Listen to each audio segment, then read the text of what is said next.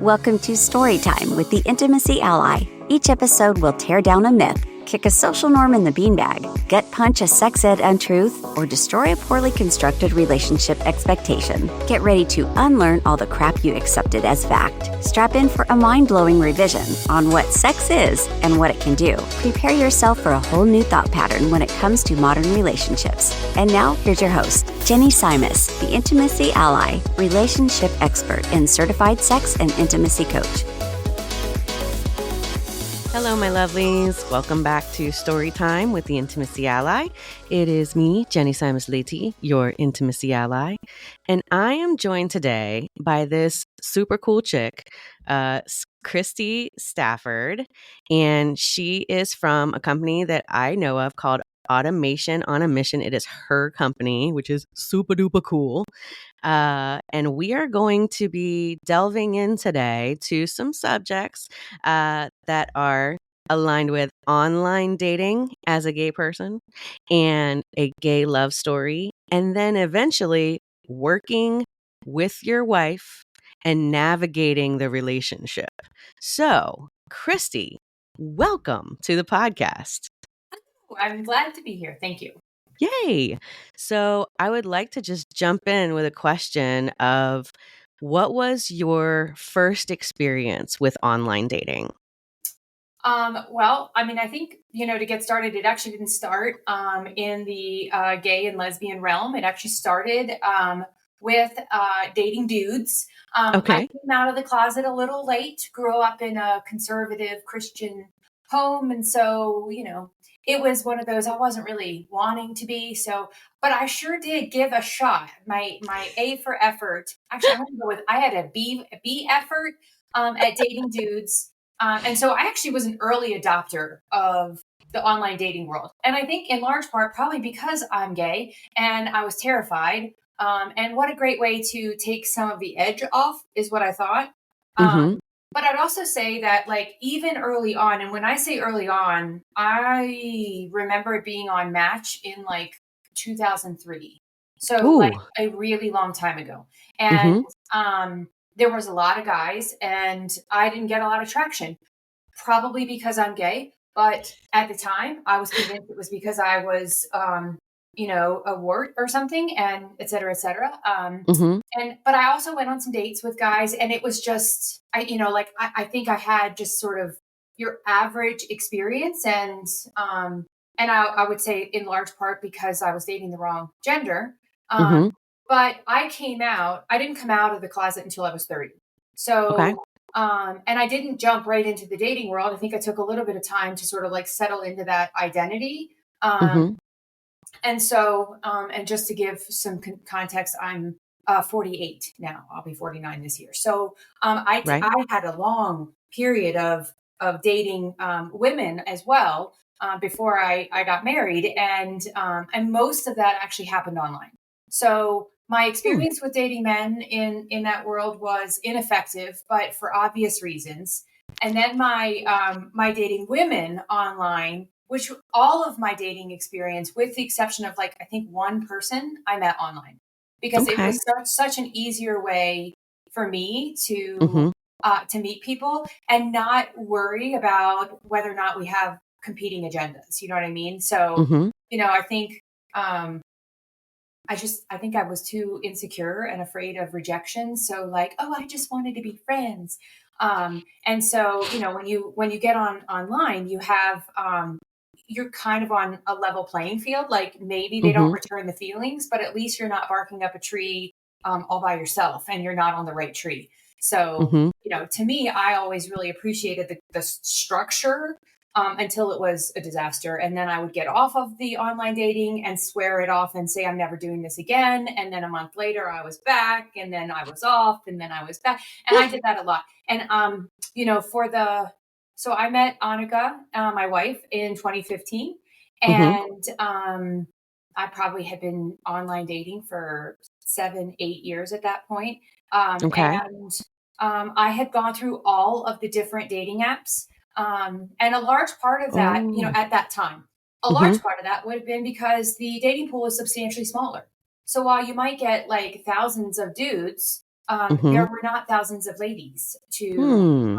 to choose from. So you have a much smaller pool. And so at a certain point, you're like, okay, well, I've seen all these people, and I'll go try another app to see if I can meet anybody new.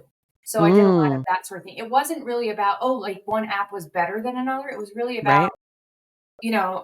who is where, you know what I mean?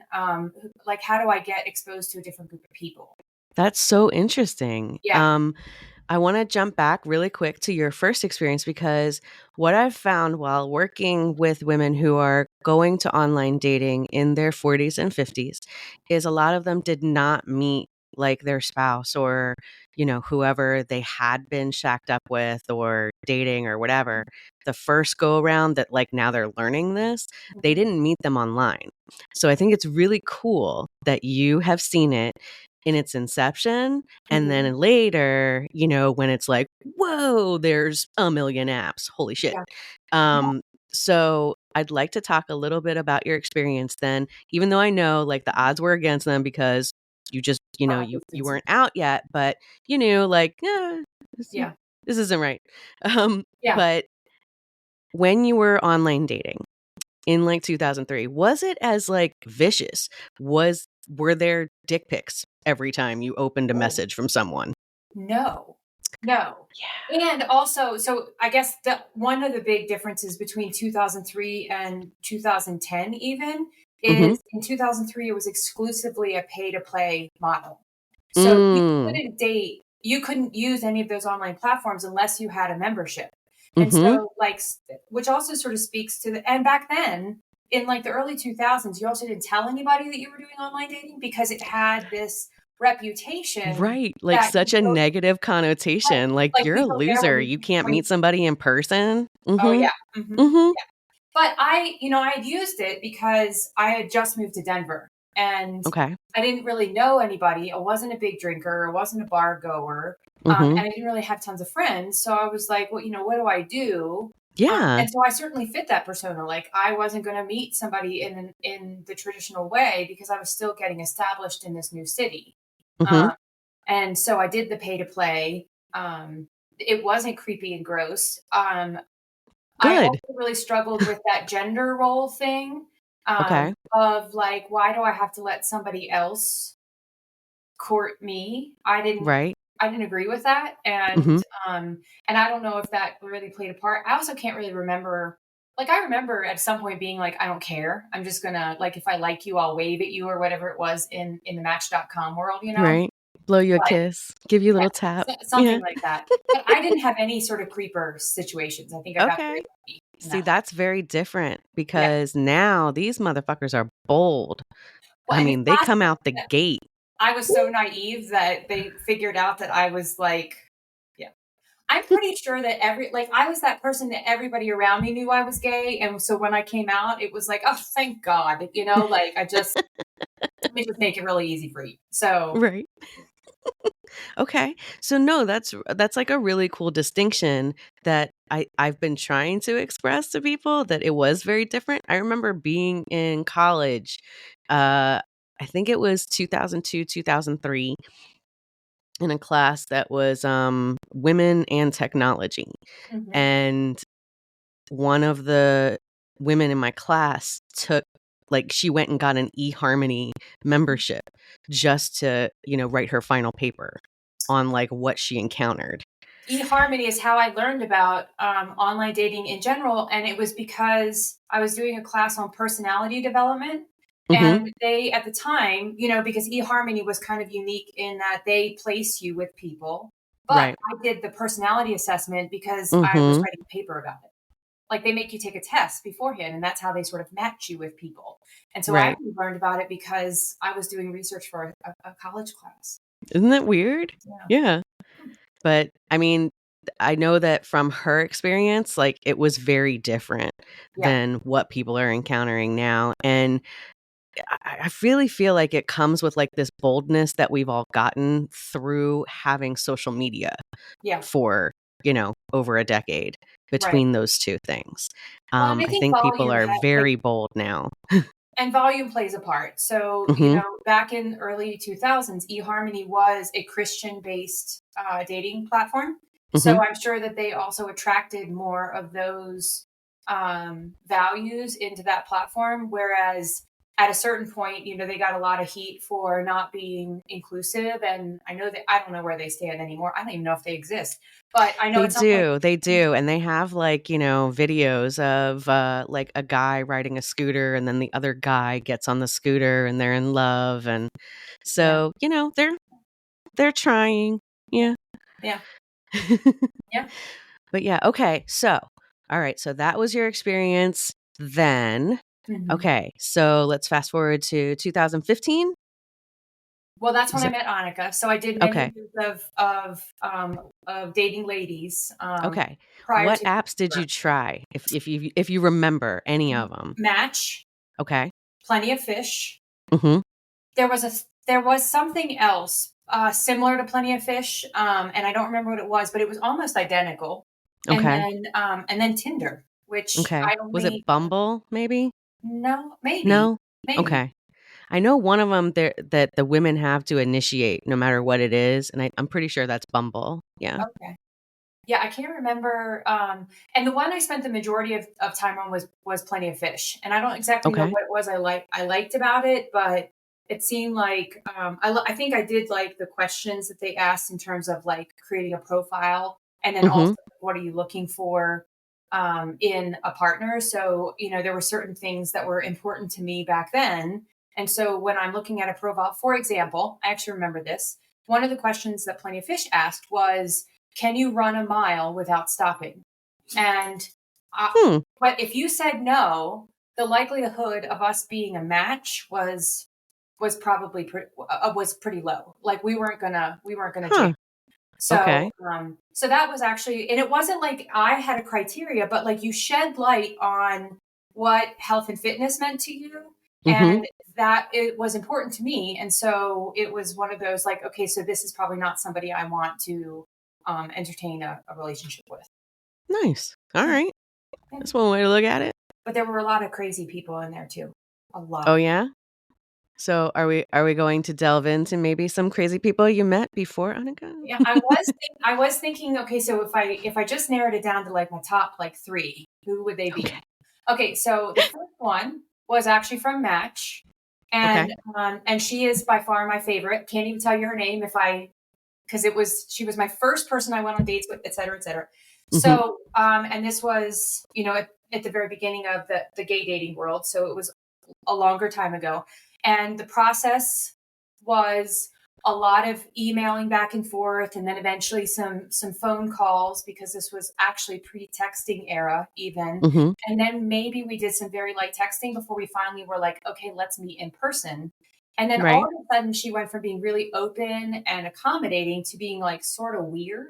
And it turns out that she needed to be at a specific location at a specific time, and I didn't know why until I got there. And we sit down, and she says, "Okay, so I feel like things have been going really well. So I just want to let you know I'm on house arrest, and and so I have an hour that I'm allowed out of my house. And so if things go well, I happen to live across the street, and you're Oh. welcome, and you can come back with me." And I literally looked over Oh. my shoulders like, where's the candid camera? My friends have put this girl up to this, and they are watching, waiting to be like, "Ha, you totally fell for it. You still are a wart," and Right. and all of that sort of thing.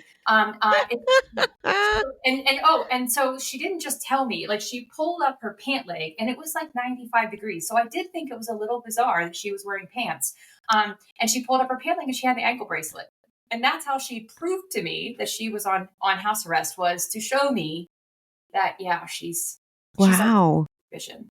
And how thoughtful of her to think ahead that if you guys hit it off, you could just go across the You street, just right? go, yeah, because I'm totally going to do that. Totally. Yeah. Yeah. So that was the soccer. You're It was like, that's number one. Yeah, and my first taste at how quickly girls move, because she proceeded to call and text and for like weeks, and then finally I remember Oh. my friends being like, you need to tell her you're not interested. And I was just like, I'm kind of afraid of her. And um And so eventually I left her a voicemail and I was like, look, what I'm looking for is not complicated and you're complicated. And I wish you the best. And then I never heard from her. Fortunately, when I actually put that boundary out there, but I was convinced she was following me. She was showing up at my house and. Well, I mean, how could she be? She's on house arrest. Yeah, right. All So right. that was my I'm first one. sorry. And Whew. then I've had two dates where they were drunk before before I got there, which was good. Hmm. One of them then proceeded to drive drunk to a movie that we went to, and she fell asleep in the movie. Oh, nice. Yeah, that was good. Okay. Did you And leave her there? I'm sorry. I remember being like, it was a Harry Potter movie, so it was a long one, and I was like, oh my god, this is gonna be so long. So I remember feeling like I'm never going to the movies with another first date ever again. Which let's just put a pin in that because we'll circle back around to that one. All right. And then, but my other true favorite was I went on. This was much later, so that. So what I've discovered is over time that window of time before you meet in person was shrinking. It was like, let's just get to the Okay. part where we see if there's any chemistry. So while with the dudes and even that first girl, it took like maybe even weeks. It was like we chatted for a couple times, and it's like, well, let's meet in person and see if there's a connection. And so we went to this restaurant, and we sit down, and she seems put together. But then she starts talking about how nice it is that somebody's going to take care of the dishes because at home she just throws them in the trash can and buys new ones. I'm sorry, what? Yeah. So her Like strategy. actual dishes, not like paper plates, actual dishes. No, Who she the fuck does commented. that? Right. So can you imagine what the rest of the house looked like? Uh, So that was my check, please.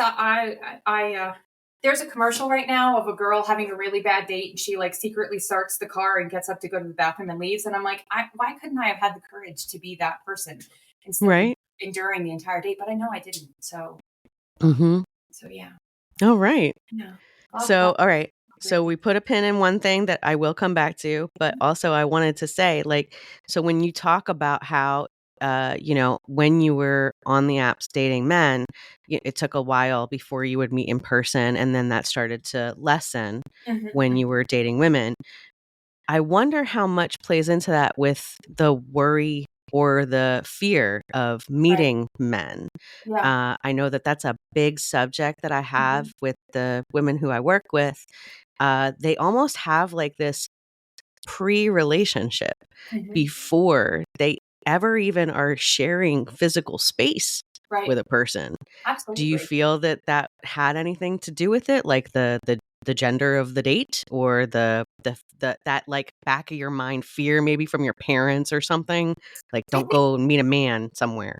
I think that I was certainly I tried to be responsible.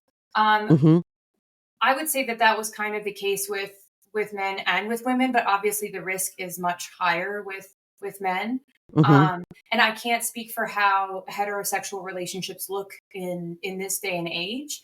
I know I was naive, and my best effort was probably still at best like a C grade.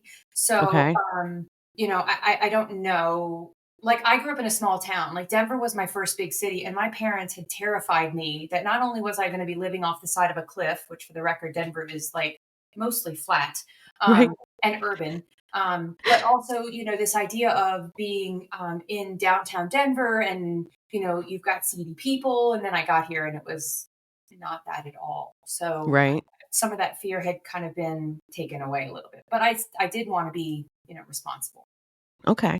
But did you feel the need to meet in groups or go public places or anything? I mean, I feel like those are just kind of natural, Yeah, good practices we when did you're public online places, dating. but I also did that with the women I dated as well. Okay. If for no other reason, I just felt like it was, it created to your point, with when dating women, it felt like level playing field. Like I'm looking out for myself as much as I'm looking out for you, for me. You know what I mean? Like I want you to feel safe interacting with me, and vice versa. Whereas, with dudes, I'm not sure how often a guy is going to think, could you hurt me? A woman might have that same concern about another woman. So, I mean, the Right. odds are substantially smaller, but yeah. So Yeah. I've always done first dates in public places. Go for a walk, have coffee, go to dinner, have a drink, that sort of thing. Yeah. Public places, other people around, good Yeah. practice, Yeah. no matter who you're dating. Yeah. Yes. All right. Totally. Were there any other things that strike you in your memory, like that are very big differences, like maybe the interaction or the speed of the interaction online? Yes. Anything like that? Oh, yeah. So, um, what I noticed was, like there is this stereotype, and actually, U-Haul has finally started to use it in their marketing, apparently, which has come up since you and I have last chatted. So, the joke has been, what does a lesbian bring on the second date? A U-Haul, and that is because you've got Sorry, two that's a good joke. two high emotioned people, and I am high emotion. I lead with the heart on all the things. And Mhm. also I've had a very thriving chosen family. My friend group was really strong. I didn't really need to be dating as much as I wanted to be dating. And so Mhm. this idea of like fall in love with you tomorrow was just never going to happen for me. And so it happened repeatedly that and I don't feel like I'm like some sort of catch because, as it turns out, I'm a terrible flirt. I am not good at courting people. I use the wrong language in my text messages. So, because I don't read my texts, and so somehow my grammatical errors get misinterpreted. I was a dating disaster. It's Okay. amazing that I'm married. But like, despite all of that, girls would fall head over heels, like in a heartbeat. And I'm like, I would like to know your last name before we are there. Uh, and they Right? are plotting our future and babies and I'm just like, no, no, no, no, no. And so as soon as that would happen for me, I'd be like, slam on the brakes, change the phone number, move to another, location. And I was like, I felt like I was this gun shy person because I had so many experiences where they moved way too fast Mhm. um, And you and were like, "No." there. So can I tell you about meeting Annika? Because it's kind of Yes, I okay. would love it. Wait, wait, wait. Before we get into that one, circle back to the movies. Or is this part of it? Yes, yes. Okay. And then All right. so we're actually Cool. gonna tie a couple of things together. All So I right. I told you that Plenty of Fish asks the question, can you run a mile without stopping? Mhm. So it's important because I've been an avid cyclist for 20 years and an athlete, mediocre at best, but still I really loved being active. Love being I active. know you're always walking when we're on our meetings. It's good for your back, but also my house is always cold, so it keeps me warm. All right. So we connected actually on Tinder. So I think I run through all the people on Plenty of Fish, and so I Mhm. was like, why don't I try Tinder? Which at the time had the reputation of where you go for a one night stand, which was totally not me, and Right. yet. Why not give it a shot? She actually got on Tinder thinking she was looking for a friend because she had no idea what she was doing. So the Okay. two of us, two idiots on the wrong dating app, managed to find each other. We both swiped whatever direction you're supposed to swipe. And we did the like, check, make sure you're not a crazy stalker first, et cetera, et cetera. But then our first date, she canceled. We were going to go to a lake and walk our dogs around the lake, and she canceled. Mhm. And she messaged me and said, "Look, I'm really sorry. Would you be up for going to a movie? And I can explain dinner and a movie." And I was like, okay. I was like grudging, like I was like, this is going to be a disaster considering what the last movie I went was like. And so Right. we sit down at dinner, and I did think, okay, well, this is kind of perfect. It's a little bit of talking, but not too much, and then we'll give it a shot. And Mhm. the movie ended up being a trail running film festival, and I was like, also interesting. Okay. And she sits me down at the restaurant and says, so the reason I had to cancel was because I did an ultra marathon on that day, and it was 100 degrees and I overheated and I was super sick, and I just called my friend to pick me up, and I left without the keys to my car. So I had no way of meeting you because I didn't have a car. And she was like, I was too embarrassed to tell you. And I was even more terrified to tell you that I'm training for a 100-mile race and Uh, it's in October. And she was like thinking I was going to think she was cuckoo for Cocoa Puffs. And I'm like, oh my God, thank God. Because I'd heard so many people tell me that I was a little too obsessed with my bicycle. And I'm like, this girl goes out and runs for days. And Mm-hmm.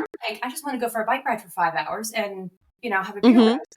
And she was like tickled pink because I'm into riding and I'm tickled pink because she's into running. And now all of a sudden the two of us had even though our hobbies were not the same, we Mm-hmm. understood not just what does it mean to be an athlete, but what does it mean to be an endurance athlete? What does it mean Mm-hmm. to say, my Saturday is already committed and it doesn't mean that I don't love you.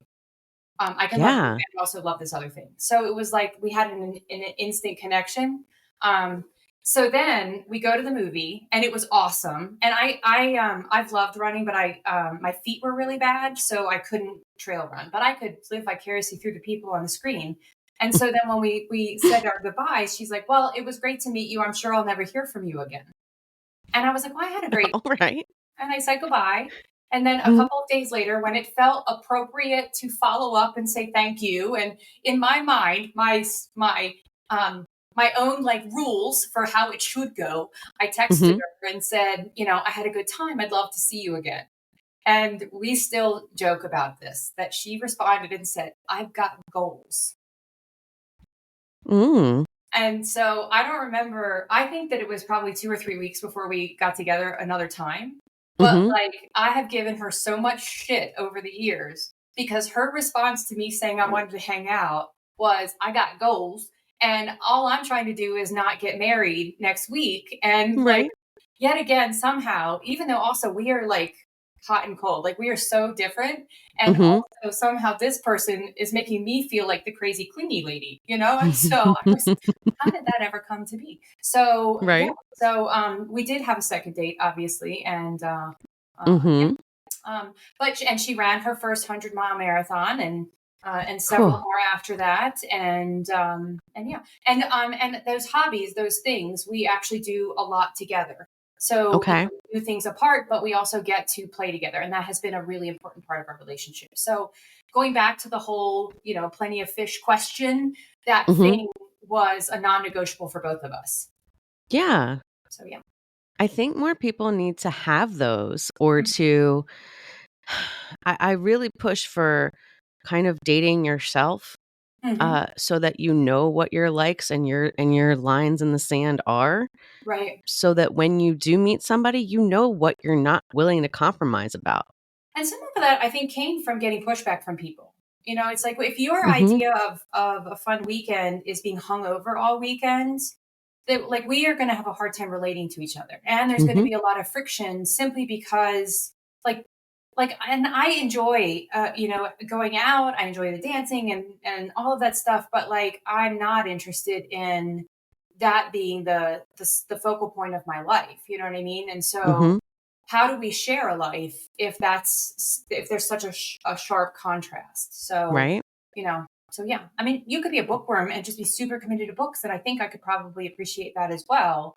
But Mhm. at a certain point, I think I think there would still be some challenges if that's such a core part of who you are.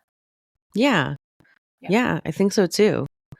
So, we talked a little bit about that. Now, can we talk a little bit about how your relationship has evolved now, or what it was like, kind of with these negotiations toward working together or in Yeah. proximity?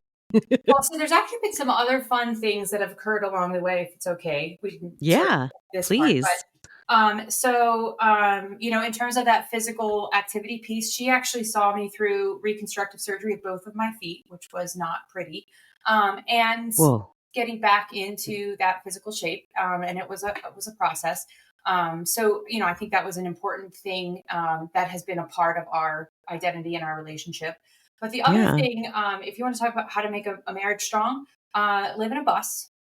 Live in a bus that's not built. Um, and then also live in a bus that's not built and run a business together. Because all of those things happened at the same time for a while there. What? Yeah. Can you expand on that a bit? Like, Oh, yeah. how did we So get in the bus? Like, what is going on here? we both said that we were done with Denver, and so we left. We rented our house at that time and packed up everything into a storage unit that we didn't sell. And our Mhm. plan was to renovate the bus the winter before. except it also just happened to have been the snowiest winter on record in like 20 years or something like that. But we had All a right. deadline, we'd rented the house. She had, at the time, she was an ER nurse. So she had accepted a travel nurse position and it Mm-hmm. started on a certain date and we needed to be in New Mexico. And so we literally loaded the stuff that we were taking with us. The bus had wood floors, like particle board or whatever, subflooring. We Uh-huh. had half of a ceiling, but not the whole ceiling, and no walls, and no cabinets, and nothing. And we had no bed frame, no, like the mattress was on the floor. We had a rolling file cabinet that just like, oh, and the bus was it was a 65 passenger, 35-foot school bus that we bought from the Colorado Springs School District, and we moved into Okay. it. And we spent the first year building it while we were living in it. And we learned how to do all kinds of stuff I was from about to say, carpentry. wait, so going to the bathroom, showering, cooking, like where is this happening? So when we first moved into it, we had a regular camp toilet, and then Okay. we had a regular camper cook stove. Mm-hmm. And then we had Rubbermaid totes kind of thing, to store our food and supplies and things like that. We actually also brought our couch into the bus, so we had a place to sit and that sort of thing. And then over that first year, we put flooring down. We learned some hard lessons that not every Home Depot has the same supplies, so we didn't get the other half of our ceiling for quite a while because apparently only the Denver one had the same stuff. So that was unfortunate. But we did, but like it was rough. That first like 6 months was like, it was worse than being a pioneer. I just, yeah, it was really interesting. And And were you two married at this point? oh yeah, yeah, we got Okay. married 9 months after we met. So Okay. yeah. Why don't you talk about that? Like, I Oh mean, yeah. do you feel like, well, I guess no, if you're still there, then no, it wasn't fast, but did you get flack for that? Did you get Oh yeah. pushback on that? Yeah, yeah. Well, we eloped. We didn't do any of the. Well, I mean, we were in our 40s. Mhm. Neither one of us wanted to have a big, expensive wedding. Mhm. I think Amen. the entire wedding cost less than most women buy a dress for. Mhm. Our first wedding, it was just us. We were married by our dogs and my stepdaughter. Grudgingly, I mean, she was only grudging at the time because it was at like 5:30 in the morning. Okay. She was not super happy to be there. Probably the dogs either. And then we told everybody we got married, and then we brought our family out to the following year and sort of did like a more fancy ceremony. But again, it Mhm. was still only family, and we had a baked potato bar and cake. Nice. Nice. Okay. That's what we cared. We cared about the cake. Uh, Mhm. my dog ate my dress that evening, so Okay. yeah, no memories of there either. So yeah. But I mean, did you get any pushback from your families or anyone that you were like rushing into things, or they were just like supportive and ready? I think that my parents were probably, a little bit of an eye roll kind of thing because everything did happen pretty quickly. But Mhm. I think that they'd learned when it came to the relationship stuff to bite their tongue. Um, Okay. when I came out, my mom sort of treated um, that new information like it was a disappointment or a flaw that she failed as a parent. Mm. And I was like, No, no. You love your son who's dealt with chronic addiction for over a decade because you got educated. So you need to go get educated. And that was sort of the last time we Nice. ever had any kind of, like once I sort of told her, like, this is not a fad. And it's also not something I've been confused about. It's been about whether or not I could be okay with it. And, Mhm. so, and that was the last sort of hard conversation, really. Okay. And then, when I met Annika, it was like, uh, okay. Right? And my dad adored her, just adored her. So, Okay. yeah. Very cool. All right. So, all right, so you're living in the bus. You have renovated the bus now. Yeah. Um all right. Now what comes next? So, she straddled nursing for several years, in part because, there's been a very huge need, especially in the ER setting. But Absolutely. when we were pre pandemic, when she wasn't doing a travel assignment, she was working in the business. So she has always had an interest in the cybersecurity and the technology stuff, less so Mm-hmm. the marketing. I needed help for certain things in my business. And so our first, like, we've had three different sort of instances of her working in the business, of which Mm-hmm. the first two were an epic disaster. And that first one was, we were living full time in the bus, and it was this off again, on again thing, which is really disruptive for my business. But also, we really struggled the first two times because I was the boss, and I was telling her what to do, Mm-hmm. and not giving her a whole lot of autonomy and or Mm-hmm. training, no training whatsoever. And doing technical marketing is not easy, especially if you don't come from any kind of a background in that world. And so Mm-hmm. she struggled a lot, and I was not a good leader and not a good support person and not a good wife in any way, shape, or form. And if you asked her, she would tell you I fired her. I wouldn't say so much I fired her. I just chose my wife over my business partner or You business. would say you let her go without a severance package. I just said, I don't want to do this anymore. I don't think this is good for us. Well, Um, talk a little bit about your business or like the evolution of your business too, because my listeners don't know what that is. And okay. maybe some of them would be interested.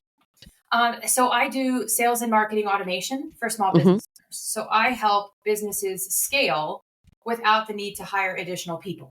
So you Mm-hmm. can use automation to do all kinds of fun stuff in your business, like what happens when somebody buys. Somebody doesn't need to be there on the other side receiving your payment or making sure that they have all of the information or the tools or the doodads and the gadgets.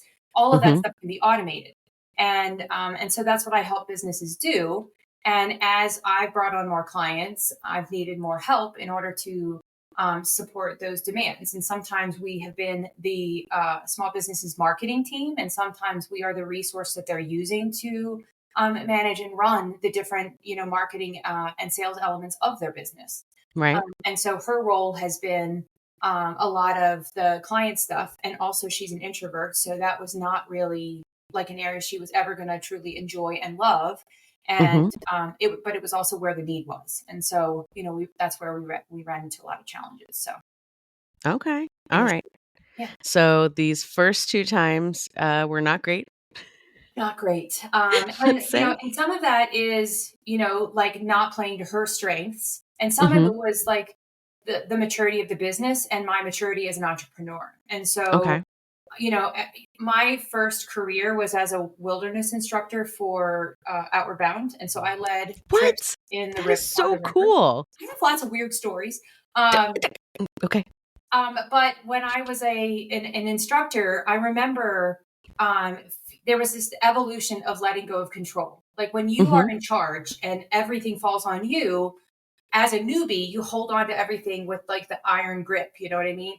And Mm-hmm. as you increase your confidence in your own leadership skills, you can let go a little bit more.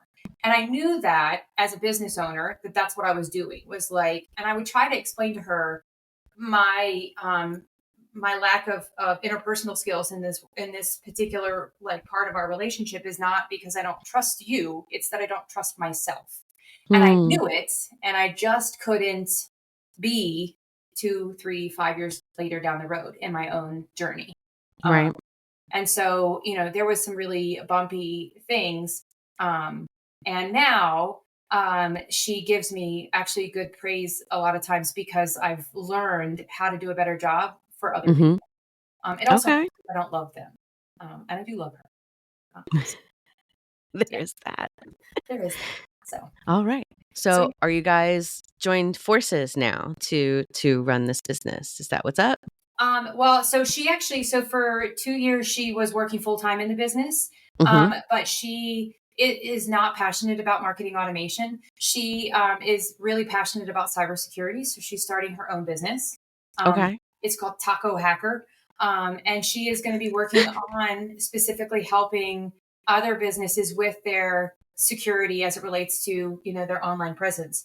And I'm just like, I feel like you could just do workshop after workshop after workshop about how to not use your pets' names as their passwords. Um, I think that's a little entry level for her, but she's really excited to be doing the things that she really loves. And I think having the experience of being a part of a small business has given her some really different perspective. Mm-hmm. Because all of her other professional work has been either in the military or in a hospital setting, both Mm-hmm. of which change never happens fast. And Mm-mm. also, she's never really been in a place where she's been able to make decisions on her own. So this will be a first time for her. But Okay. what's really cool is number one, she fixes things or makes things better that are over my technical skills. Mm-hmm. And also, so she does still support the work that we do with Automation on a Mission. At some Mm-hmm. point, I'll probably start getting bills because I need to pay her for those things. And in the meantime, she's, launching her own thing. That's what she's really passionate about. And I think she'll be a lot more successful because she's, it's the things that light her up. So, Yeah. while I'm reading about automation, she's reading about social engineering and how to like hack companies and scary stuff Right. like that. So, So, what do you want to tell people about how to go about making a relationship work? I mean, you guys have been in the thick of it, living in this bus, Mm. working together, living together, and then not, but also, and blah blah blah blah blah. Like, what are your golden nuggets for this is the stuff. This is the important stuff, and maybe some of the things that you found like that you thought were very important that now you're like, nah, not so much. What do you got? Lay it on me. Okay, so I have three things Okay. because I'm going to start with the least fun one, and that is the like, what did I assume? And Okay. what I assumed was that marriage or relationships are 50-50. And Mm-hmm. I've learned very much so that they're not. And they're not because at no point in time is anybody ever truly able to like always be equal. But Mm-hmm. also like on who's tracking that. You know what I mean? Like you may think you're giving 50% and I may think I'm giving 50%, but that doesn't mean that your partner sees that 50% the same way. And that could Mm-hmm. be based on love languages. It could be based on any number of things that, you know, like if you're not feeling like I'm giving my all. Mm-hmm. So I would say it's more about giving your 100% all the time. And Right. so if Like my your 100%, individual yes, 100%. and if Yeah. my 100%, Division of labor comes up a lot when I'm working with people in relationship already. right. Yeah. And I will say, like, sometimes I have these moments of like, gosh, I wish that she would empty the dishwasher. But then sometimes she will empty the dishwasher. And then I hyperventilate because those Tupperware dishes are so not going back where they need to go. And then I'm okay with that division of labor being on me. So, you know, so that's kind of what I see about like this idea of 50-50. It's more about like, one, let's play to our strengths. And two, let's make sure that we are giving our very best effort. Mm-hmm. And that may not always be the same every day. And so what Mm-hmm. you can give in 100% today is not going to be the same as what you can give in 100% tomorrow. Okay. Um, so there's that. And that's the least fun part. The other thing, and this actually came from watching her, start to struggle as a nurse. And, Mm-hmm. pandemic aside, everybody has their limit to how much, they can endure, especially in a career. I struggled with her wanting to leave nursing because I admired the work. I really admired Mm. her brain, and I loved saying I was married to a nurse. And it makes me kind of emotional because I feel a little bit guilty about it. I wasn't supportive in the beginning. Even if it was her coming into my business, I wanted Mm-hmm. her to be a nurse because I just thought it was the coolest thing ever, and I couldn't do it. So you should. Um, Right. and so my big lesson or aha was, it is my job to grow with you. I have to take an interest in what you care about. Right. Because if I don't, then you will be a stranger before I know it. And the only way that we can truly know each other is to really pay attention and to meet our partners where they're at as they're evolving. Now, I think Mm. that as our morals change or something along those lines, you may find a point where you're at an impasse. But Mm-hmm. at some point, running is not going to be her thing and biking isn't going to be my thing. And, and it also doesn't mean I have to go down that road with her, but it does mean that I have to support her and understand her and appreciate that evolution of who she's Mm-hmm. becoming. Um, Absolutely. and I think that we wouldn't be here today if it wasn't for the fact that both of us sort of figured that out, whether it was spoken or not. Mm. We've done that for each other. So, yeah, so I think Okay. that that's been a really important thing. And then the last thing is, we read this article. We were fighting. It was early on in our dating relationship. And I don't know Mm-hmm. how we found it, but it was talking about choosing your partner. And choosing your partner isn't something that you do once. It's something that you make a conscious decision to do every day. Mm-hmm. And where you become strangers, where you become estranged from your partner is when you stop choosing. And Mm-hmm. so, even in conflict, even in the hard times, even in the sick times, choosing your partner is what maintains that connection. But it also makes it like, to me, that's where equity happens. Because Okay. if you don't choose your partner and they are still choosing you, you're just dragging them along on a ride that they don't deserve to be on. And so Mm-hmm. to me, I feel like it's not something that you do absently. You make a conscious decision every day to say, I choose you. I don't choose anybody Yes. else. I choose you. I gotta find that article because I know that's something that comes up. Oh, I'll find it because I have looked it up before. Ironically, a friend of ours was having some challenges, and we gossiped about it. And I said, this is the one thing I think that maybe isn't happening is they're not choosing each other. mm-hmm. Yeah. When you're one foot Those out are the door, you're not choosing your partner. right. No, those are great. These are fantastic lessons. Yeah. Is there anything that you expected that you were just like, nope, doesn't matter, or that you were like, oh, this is going to be super duper important, and nah, not so much. Anything coming to mind? Not that I can think of. All right. He probably has a different opinion about that, but Oh my God. Well, Chrissy, this has been amazing. I want to have you back and back and back to like hear all these other stories. This like, time. Yeah. outward bound leadership thing. I'm like, what? That's so cool. Sorry. Yeah. I want to thank you so much for coming on. If anyone listening is interested in supporting this woman entrepreneur run business or businesses, how can they find you? And any links you give me, I'll definitely put in the show notes. Lay it on me. So Annika's website is under construction at the moment, but it will be at, I think it's tacohacker.com. So give us a little time on that. And Okay. then my website, Automation on a Mission, is automationonamission.com. So it's spelled exactly like it sounds. And you can actually learn about both of us on our About page because we're both featured. All right. Awesome. And that's the best way for people to reach out to you. Absolutely. Yep. You can, Okay. we have a little chat widget in the bottom right hand corner. Come and say hi. We love talking to people. Awesome. All right. Well, thank you again so much for coming on the show. You gave me the feels a few times. I'm so excited. Yeah. Thank you.